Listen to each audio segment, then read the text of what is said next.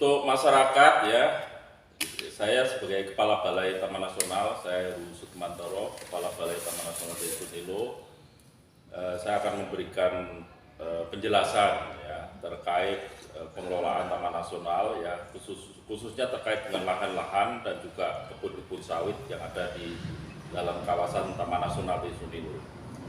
Yang jelas saya katakan tadi, kita masih menyisakan hutan alam itu 13.000 hektar. Itulah yang harus kita jaga. Itu ada di 3 desa memang, Lubuk Kembang Bunga, Air Hitam, dan Bangan Limau. Ini yang harus kita selamatkan bersama-sama. Yaitu yang pertama, jangan ada lagi pembukaan baru, pembukaan hutan. Karena ini harus mendukung juga program Pak Bupati Pelalawan Hijau, Pelalawan Sejuk. Harus kita dukung dengan cara itu. Yang kedua, ya, terkait surat, saya sudah menyampaikan bahwa saya meminta kepada Kepala Desa Air Hitam untuk menghentikan dan mencabut tanah atau lahan yang ada di dalam kawasan Taman Nasional. Saya bicaranya kawasan Taman Nasional, bukan di luar kawasan Taman Nasional. Ya, karena ini saya mengingatkan karena akan konsekuensi hukum. Gitu. Jangan sampai Pak Kepala Desa nanti ada masalah terkait hukum. Ya, artinya itu yang saya harus jelaskan, dan saya di surat itu menyampaikan untuk berkonsultasi kepada Balai Taman Nasional Desa Nilo terkait lahan supaya tidak ada masalah. Saya membuka lebar pintu Taman Nasional ini kepada masyarakat atau siapa saja yang menginginkan informasi yang benar. Ya, kita bekerja sesuai dengan aturan, regulasi. Itu pedomannya.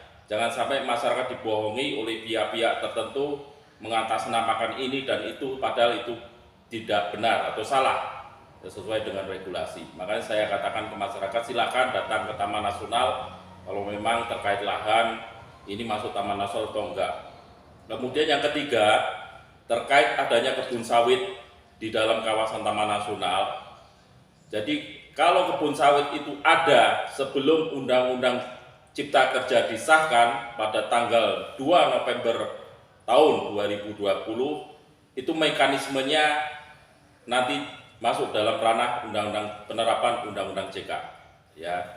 Tetapi adanya sawit atau bukaan baru atau apapun setelah Undang-Undang CK, ya, tanggal 2 November 2020 adalah tindak pidana dan harus dilakukan penegak hukum.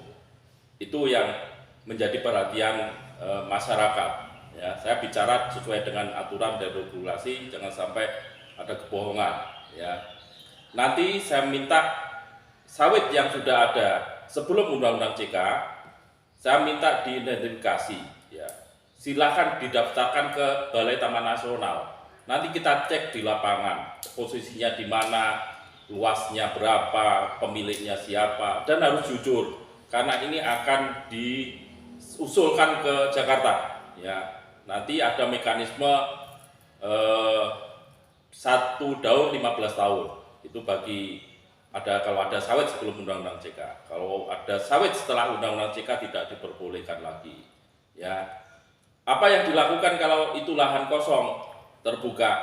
Silahkan bentuk kemitraan konservasi. Ya, Taman Nasional membuka lebar untuk membentuk kelompok tani hutan konservasi.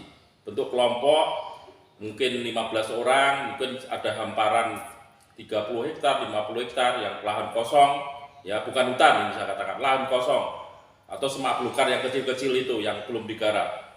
Silahkan diajukan ke Taman Nasional melalui kemitraan konservasi. Kita akan tanami tanaman selain tanaman sawit, ya bisa pete, jengkol, durian, ya manggis, karet, kemudian aren atau komoditas lain yang bentuknya pohon. Ya, tetapi ditanam tidak boleh sendiri-sendiri, harus dicampur dengan tanaman hutan. Ya, 30% tanaman hutan, 70% tanaman kehidupan tadi yang menghasilkan tadi. Ya, 70%, ya 30% tanam hutan. Dicampur kayak kebun nenek moyang kita dulu. Sehingga kayak nantinya ke depan kayak hutan lagi, walaupun tidak hutan, cuma kayak hutan yang bisa menghasilkan oksigen, ya, menghindari banjir, bisa menyimpan air dan sebagainya. Itu fungsinya, ya. Tetapi itu bermanfaat juga untuk masyarakat, ya, karena buahnya bisa diambil. Kemudian hutannya ada tanaman-tanaman teman-teman bisa meranti, bisa mauni, bisa apa saja lah, bule atau apa untuk menunjang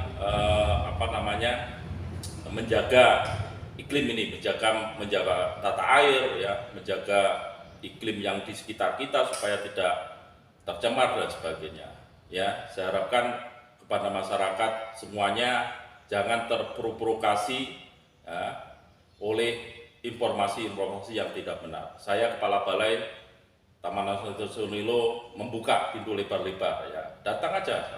Tapi jangan rombongan 50 orang nanti dianggap demonstrasi. Silakan, saya terbuka dan saya bisa menjadi media untuk bisa diskusi dengan Bapak Ibu sekalian. Jangan Bapak-bapak digiring oleh tindakan-tindakan anarkis bertentangan dengan aturan sehingga Bapak sendiri yang rugi.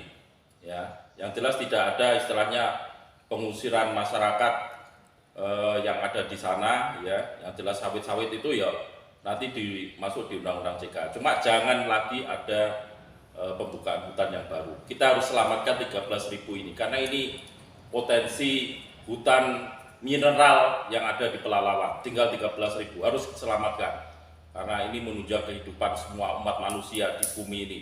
Oksigen yang dihasilkan, kemudian ada flora fauna yang harus kita lindungi, dan yang terpenting adalah untuk menunjang wisata ke depan. Kita wisata lagi kemana di Pelalawan ini kalau enggak kita hutan di Sunilo enggak kita selamatkan. Di situ juga ada gajah jinak yang kita bina dan sebagainya, sehingga wisata itu bisa meningkatkan ekonomi masyarakat di sekitar, rumput kembang bunga, air hitam, bahkan limau dan sebagainya.